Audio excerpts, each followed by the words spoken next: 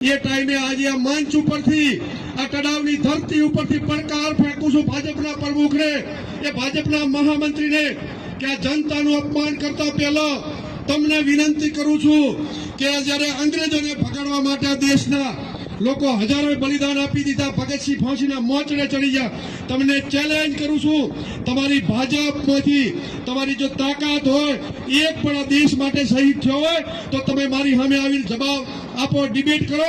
કાલે હું ભાજપનો ખેસ પહેરી લીધો, આઝાદી માટે તમારું એક કૂતરું પણ લોહી કાઢ્યું હોય તો. સ્થાનિક સ્વરાજ્યની ચૂંટણીઓમાં મતદાન માટે ગણતરીના કલાકો જ બાકી રહ્યા છે ત્યારે રાજનેતાઓની આક્ષેપબાજી એક નવા સ્તર પર પહોંચી ચૂકી છે. કોઈક છઠ્ઠીનું ધાવણ યાદ અપાવવાની વાત કરે છે તો કોઈક ગુજરાતની અસ્મિતાની સોગંદો ખાય છે, કોઈક એવા વાદા વચનો આપે છે જે કદાચ પૂરા જ ના થઈ શકે, પરંતુ કોઈ રાજકીય પક્ષ જનતાની પ્રાથમિક સુવિધાઓ નગર એટલે કે નળ, ગટાર અને રસ્તા માટે વાત કરવા તૈયાર જ નથી થઈ રહ્યો. ત્યારે વાત કરવી છે આપણા રાજ્યના નવરચિત સરહદી જિલ્લા વાવ થરાદની, જ્યાં ભારતીય જનતા પાર્ટીના જિલ્લા પ્રમુખ નરેશ ઠાકોર અને ભાજપના મહામંત્રી કમલેશ આચાર્યની ટિપ્પણી પછી કોંગ્રેસ નેતા ઠાકરસિંહ રબારીએ હવે પલટવાર કર્યો છે. નમસ્કાર, જમાવટ સાથે હું છું પાર્થ.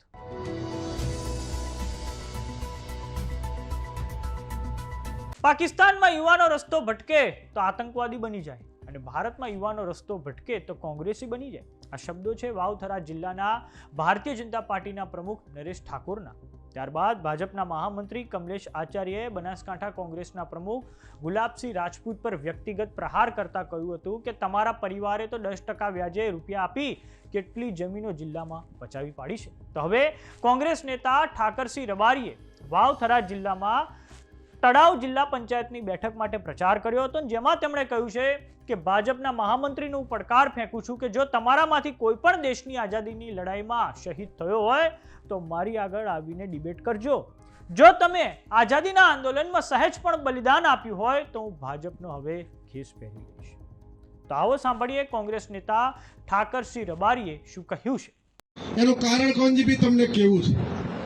ચૂંટણીઓ આવશે ને જાશે પણ બોલેલા શબ્દો જે ઘા છે ને એ ક્યારે રૂજાતા નથી.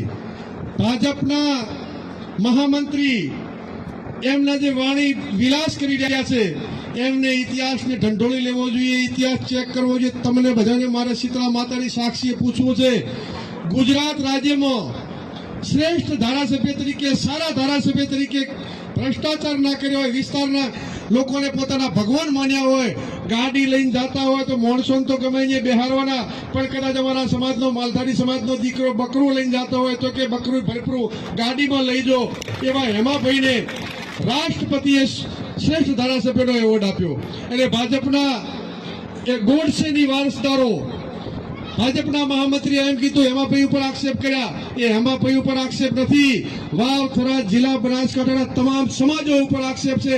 તમામ સર્વ સમાજોનું અપમાન છે અને અપમાનનો બદલો લેવા માટે 26મી તારીખે પંજાના નિશાન ઉપર વોટ કરી અને આ વેર વાળવાનું છે કે ક્યારે હેમાભાઈ પરબતભાઈ સામે લડ્યા હોય, માવજીભાઈ સામે લડ્યા હોય, ઘણા ધારાસભ્યો ભાજપ કોંગ્રેસની સામે લડ્યા, ક્યારે એકબીજાના ભાજપ વાળાએ પણ આક્ષેપ નથી કર્યા. આવું નિર્મળ ગાંધીજી જેવું જીવન જીવતા હોય, તમામ સમાજો વચ્ચે ભાઈચારાની ભાવનાથી હેમાબા કાયમ જીવ્યા છે. તમને વિશ્વાસ છે ને? કાયમ તમે હેમાબાને માનો છો? કોઈનું ખોટું નથી કર્યું?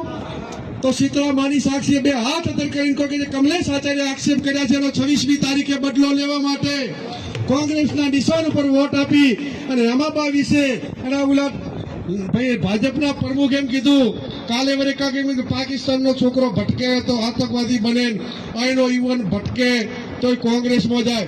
એટલે ભાઈ તમને ખબર જ નથી, તમારા બાપ દાદા કોંગ્રેસમાં હતા. તમે જે બોલવા ઉભા થો છો ને માઇક ઉપર, એ કોંગ્રેસ ના હો તો બોલવાનો અધિકાર નતો, તમે જમીનના માલિક નતા.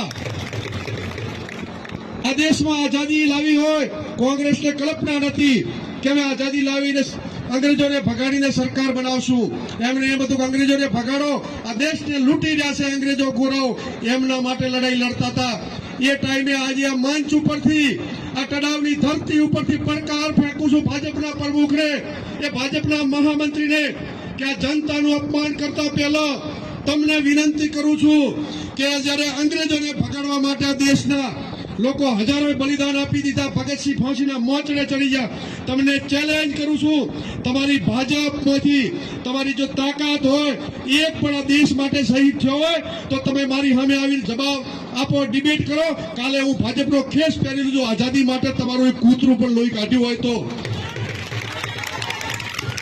એ ટાઈમે તમે શું કરતા હતા?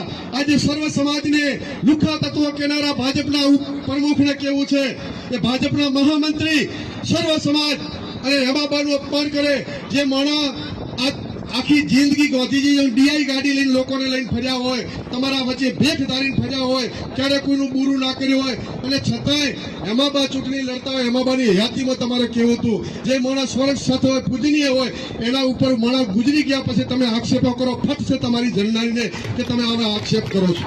અને બે આગેવાનોને કહું છું કે આઝાદી દે ગોળો સામે આ દેશ લડતો હતો, ભાજપનો એક માણસ મર્યો હોય એવું તમે જાહેર કરો તો હું ગુલાબસિંહ બે ભાજપમાં આવતા રહો. તમે એ ટાઈમે અંગ્રેજોની દલાલી કરતા હતા, મોહમ્મદ અલી જીનાની સાથે સરકાર બનાવેલી.